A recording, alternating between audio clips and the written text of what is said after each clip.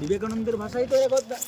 তাহলে আমরা এর বিরুদ্ধে কথা বলতে চাই এবং সকল মানুষকে আমরা বলতে চাই আপনারা ইউনাইট হন এবং এর বিরুদ্ধে প্রোটেস্ট করুন, এর বিরুদ্ধে একটা আওয়াজ তুলুন। এই যে মানুষদের এই যে বাদ চলে গেছে এত সংখ্যা, একটা কি হবে তাদের ফিউচার? বলছি একদমই তাই, তাদের ফিউচার মানে আজকে ভোটাধিকার কেড়ে নিচ্ছে, কালকে তাদের অন্যান্য নাগরিক অধিকারগুলোও কেড়ে নেবে এবং ইতিমধ্যেই তারা অনেকেই অনেক উপহার পেয়েছেন। অন্যতম উপহার তাদের মৃত্যু। অনেকেই আত্মহত্যা করেছেন, আত্মহত্যার থেকে বড় উপহার তো নেই। এই রাজ্যের সরকার, এদেশের সরকার, তারা ওই মানুষগুলোকে আত্মহত্যা বা মৃত্যু উপহারটা দিয়েছেন এবং সেই মৃত্যু উপহার শুধু নিজেই নিয়েছেন না, তার পরিবারকেও কাঁদিয়ে সেই মানুষটি চলে যাচ্ছেন। তাহলে এরকম উপহার আজকে দিচ্ছে, সত্যি তো বলতে লজ্জা হয় যে এই মানুষগুলোর আজকে কি হবে, এটাই আজকে বহুত বড় প্রশ্ন আর কি। এবং আমরা এখানে বলতে চাই যে এই মানুষগুলোকে আমরা বলতে চাই আপনারা এরকম ডিসিশন নেবেন না। আমরা এদেশের মানুষজন বা এই রাজ্যের মানুষজন এখনো বেঁচে আছে যারা সুবুদ্ধি সম্পন্ন মানুষজন, তারা এটাকে ফাইট করছে, তারা এটা প্রোটেস্ট করছে এবং আমরা ভোটাধিকার রক্ষা মঞ্চ গত 28 তারিখে 28শে মার্চ আমরা কোচবিহারে গড়ে তুলেছিলাম। আমরা এরপরে আরও কনভেনশন ডাক দেবো। গত 1 এপ্রিল আমরা এই কোচবিহার ডিএম অফিসে বিক্ষোভ করেছিলাম। এরপরে আমরা বিভিন্ন জায়গায় ব্লকে ব্লকে এলাকায় এলাকায় আমরা সভা সমিতি করব। আপনারা সেখানে আসুন, একজোট হন। দেখুন মানুষের লড়াইয়ের শক্তি একজোট যদি হয় মানুষকে জয় আনবেই। আমরা বিগত ইতিহাস জানি, এই কোচবিহার সাগরদিঘির আমরা যে পশ্চিম প্রান্তে আছি, আপনি যদি দক্ষিণ প্রান্তে যান সেখানে দেখবেন পঞ্চশহীদ মঞ্চ আছে। তাহলে বয়স্ক মানুষরা জানেন এই পঞ্চশহীদ বা এই যে শহীদের যে মানে মানে তাদের যে ইতিহাসটা জানেন। যখন খাদ্যের দাবিতে ব্যাপক আন্দোলন হয়েছিল, তাহলে বহু মানুষ, ভুকা মানুষজন না খেতে পেয়ে তারা আন্দোলন করেছিল, তারা কিন্তু জিতেছিল, তারা কিন্তু আন্দোলনে জিতেছিল এবং খাদ্যও পেয়েছিল। আন্দোলনই একমাত্র পথ বলে আমরা মনে করি। তাই আজকে আপনারা সকলে জোট বাঁধুন, এগিয়ে আসুন এবং আগামীতে এই যে আজকে ভোটাধিকার কেড়ে নিচ্ছে, এই যে আজকে নাগরিকদের হয়রানি করা হচ্ছে, এর বিরুদ্ধে লড়াইটা করতে হবে। যাদের ভোটাধিকার আজকে হরণ করলো, ওই পরিবারের হয়তো বা 5 জনের মধ্যে 4 জনের, 3 জনের, 2 জনের করেছে, তাহলে বাকি যে 1, 2, 3, 4 জন যারা কিনা বাকি আছেন, যারা ভোট প্রয়োগ করতে পারেন, তারা এই দলটাকে অন্তপক্ষে ভোট দেবেন না এবং তারা প্রচার করুন যে এই বিজেপি যারা ভোট কাটুয়া, যারা কিনা মানে কোনো রকম লেজিটিমেট মানে ন্যায্য ভোট করে জিতুক, তখন দেখা যাবে কত বড় বাপের বেটা। আমাদের এই পশ্চিমবঙ্গে প্রায় 7 কোটি ভোটার, তার মধ্যে দেখা গেল হচ্ছে 1 কোটি বাতিল করে দিল।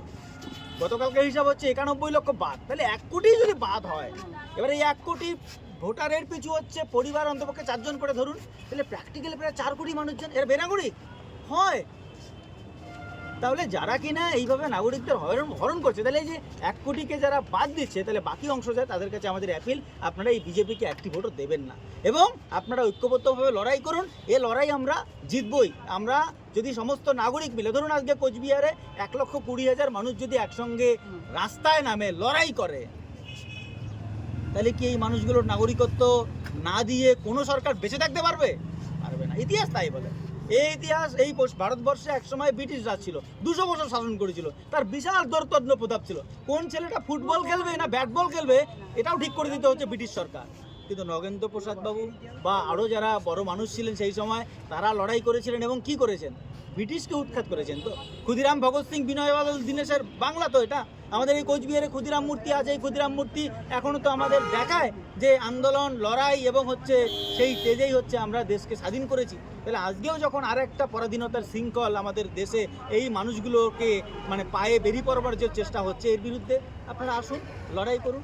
এসআইআর নিয়ে সবার প্রথমে যে রুখে দাঁড়িয়েছিল সেই মহিলাটি হচ্ছে মমতা ব্যানার্জি এবং এসআইআর ফর্মে সবার প্রথম তিনিই সই করেছেন। মানে কি ধরনের ষড়যন্ত্র? রুখে প্রথম দুটোই আমি বলতে পারি অসত্য, আমি এভিডেন্স দিতে পারি। প্রথম এসআইআর নিয়ে মমতা ব্যানার্জি বিরোধিতা করেননি, 1। 2 নম্বর, এইটা বলেছেন আমার লাশের উপর দিয়ে এসআইআর হবে, বাট উনি টিল জীবিত আছেন এবং গতকালকে ভবানীপুরে উনি ভোটেও দাঁড়িয়েছেন। মৃত লোক তো ভারতবর্ষে ভোটে দাঁড়াতে পারে না, তাহলে বেঁচে আছেন, তাহলে ওনার লাশের উপর দিয়ে এসআইআর হয়নি, এসআইআর প্রায় আজকে কমপ্লিট অবস্থা। তো যাই হোক, এটা একটা ফেক। আর দ্বিতীয় কথা হচ্ছে যে মানে বলছেন উনি প্রথম নয়, প্রথম আরও অনেকেই লড়াই করেছিল। আর কি বলেছেন প্রশ্নটা আপনি? উনি বলেছেন যে এসআইআর এই বাংলায় হতে দেবে না, তিনিই প্রথম, আর তিনিও প্রথম সই করেনি, উনি অনেক পরে করেছেন। দেখ, আমার প্রশ্নটা হচ্ছে এই জায়গাতে হচ্ছে শাসক মানে মমতা ব্যানার্জি, আপনি যাই বলুন, ব্যক্তি বলুন, উনি তো একজন শাসক। তাহলে উনি কার হয়ে কাজ করছেন? উনি আমাদের দেশের ক্যাপিটালিস্ট ক্লাস, পুঁজিপতি শ্রেণীর হয়েই কাজ করছেন। এই জিনিসটা, এই সূক্ষ্মতা আমাদের কিন্তু বুঝতে হবে। এই সূক্ষ্মতা না বুঝলে কিন্তু আমরা শাসকের চরিত্র বুঝতে পারবো না। আজকে এখানে মমতা ব্যানার্জির শাসক তাই এটা করছে। আজকে যদি অন্য কোথাও অন্য কোনো শাসক থাকতো, শাসকের যা ধর্ম তাই করে। ওই যে একটা কথা আছে না, সব শেয়ালের একইরা, ঠিক একই রকম যায়, সব শাসকের একই আওয়াজ। তাহলে আজকে মমতা ব্যানার্জি শাসন ক্ষমতায় থেকে তারা এসআইআর এর বিরোধিতা, তাদের হচ্ছে একটা অপোজিশনে তারা আছে তাই বিরোধিতা করছে, আর কিছু নয়। হুম। আসলে তারা এই এসআইআরটাকেও তারা করতে চায়, কারণ এসআইআরটা হচ্ছে এদেশের শাসকের। কেমন বিষয়টা যদি আপনি খুলে বলি, আমাদের দেশটা একটা হচ্ছে শ্রমিক মালিকে বিভক্ত। আমাদের দেশের বেশিরভাগ মানুষজন হচ্ছে শ্রমিক, যারা হাড় ভাঙা পরিশ্রম করে খাটুনি করে, আর একজন কয়েকজন কিছু অংশ তারা পায়ের উপর পা তুলে দিয়ে হচ্ছে বেঁচে আসে। তাহলে এই মানুষগুলোর জন্য, এই মালিকের জন্যই হচ্ছে এই এসআইআর, কিন্তু আমি বলতে পারি। এবং এই এসআইআরটা কি, এই মানুষগুলো ধরুন আজকে পশ্চিমবঙ্গে প্রায় 91 লক্ষ নাম বাতিল হলো।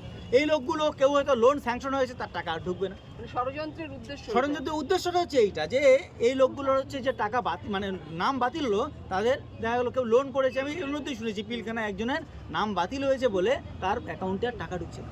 এই লোকগুলো আস্তে আস্তে সমস্ত কিছু কাটেল হবে। এবং ধরুন এই লোকটি আজকে কোনো একটা কলকারখানায় কাজ করে, তাহলে আগে যে কলকারখানায় সমস্ত শ্রমিককে হয়তো বা 500 টাকা হাজিরা দেওয়া হয় দৈনিক, যখন দেখা যাবে আচ্ছা এই মানুষটা হরেকান্ত বর্মন, এর হচ্ছে এসআইআর এর নাম নেই, ও তুমি তো নাম নেই বাবু, তোমাকে তো আমি 500 টাকা দেবো না, তোমাকে তো থানায় যেতে হবে, বা তোমাকে আমি কাজে রাখবো না। না বাবু, আমরা কোথায় যাবো, কি করবো? আরে ঠিক আছে, 500 দিব না, তোমাকে আমি 200 টাকা দেবো, তুমি কাজ করবে? বলে বাবা, এই 200 টাকাই তো অনেক। তাহলে এই যে শ্রমিক শোষণ পেটের জন্য করবে, তাহলে এইটা আনতে চাচ্ছে কোথাও একটা যেন ডিটেনশন ক্যাম্প চালু করার একটা মানসিকতা রয়েছে। একদমই তাই, কোনো একটা দাস প্রথা বলতে পারেন, বা এইটাকে, এই যে একটা মালিকি শোষণ, অত্যাচার, জুলুম, এইটাকে আনবার জন্য হচ্ছে আমরা এই এসআইআর এর মূল উদ্দেশ্য আমরা মনে করি হচ্ছে এখানে। তাহলে মমতা ব্যানার্জিরও এখানে একটা সাগরেদ বলতে পারেন।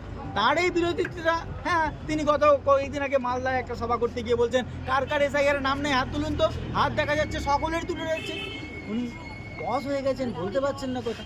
তা উনি কি এটা জানতেন না? আমরা তো বারবার বলেছিলাম এই এসআইআরটা একটা ভোগাস এবং এই এসআইআরটা একটা ষড়যন্ত্র হিসেবে আসছে। তাহলে মমতা ব্যানার্জি পারতেন না তার অ্যাডমিনিস্ট্রেশনকে দিয়ে যে আমরা করবো না এসআইআর? এই রাজ্যের বুকেই মানে মমতা ব্যানার্জি বহু প্রশ্নে কেন্দ্র সরকার, সুপ্রিম কোর্টকে তোয়াক্কা করে না তো, আমরা দেখেছি তার নজির। এই যে আপনারা জানেন যে আরজি কর আন্দোলন অনিকেত মাহাতো সুপ্রিম কোর্টে জিতে এসেছিল, হাইকোর্টে জিতেছিল, তাও তাকে পোস্টিং দেয়নি। তাহলে করতে পারতো তো। তাইলে এটাতেও যদি বলতো না আমি করবো না এখানে এসআইআর, কি হতো এখানে? করতে পারতো না, তাহলে করবে না। আবার আমি যেটা বলতে চাই, এই এসআইআর করতে কিন্তু বিজেপির মূল এজেন্ডা হচ্ছে বিজেপিকে ক্ষমতায় আনবার জন্য। বিজেপি যে জ্ঞানেশ কুমারকে বসিয়েছে অবৈধভাবে, জ্ঞানেশ কুমার কোনো সঠিকভাবে বসেনি, জ্ঞানেশ কুমার এই কাবিলিয়ত নেই, তাকে মানে জোর করে বসানো হয়েছে বিজেপিকে জেতানোর জন্য। বিহারের ভোটে তো জ্ঞানেশ এইভাবে চেষ্টা করছে, কিন্তু সবটাই তো আর হিসাবে ওরকম করে 2 যোগ 2 4 হয় না। রাজনীতি বা আমাদের দেশের মানুষজনের তো বিবেক যন্ত্রণা আছে। তাহলে যে ধরুন যে কাকু বা যে কাকিমাটা মানে ছোটোবেলার থেকে একজন, তার হয়তো বা কোনো এক বন্ধুর সঙ্গে পড়াশোনা করেছে, বা দেখছে আজকে তার নাম নেই, তাহলে সে কি এটা ভাববে না একসঙ্গেই তো আমরা মাঠে যেতাম, আমরা খেলতাম, আমরা হচ্ছে দোকান থেকে খরচ নিয়ে আসতাম, আজকে দেখছি ওর নাম নেই, তাহলে আমি ওই বল থেকে ভোট দেবো? দেবে না। আমার বিশ্বাস এই বাংলার কাছে, এই বাংলার মানুষ এর সদুত্তর দেবে। এই বাংলার মানুষ, এই চিন্তা আছে এই বাংলার মানুষ। এত সহজে এই বাংলায় বিজেপি আসবে ব্যাপারটা এরকম না। ঠিক আছে, একটু পরিচয়টা দিয়ে দাও। ভোটাধিকার রক্ষা মঞ্চের একজন।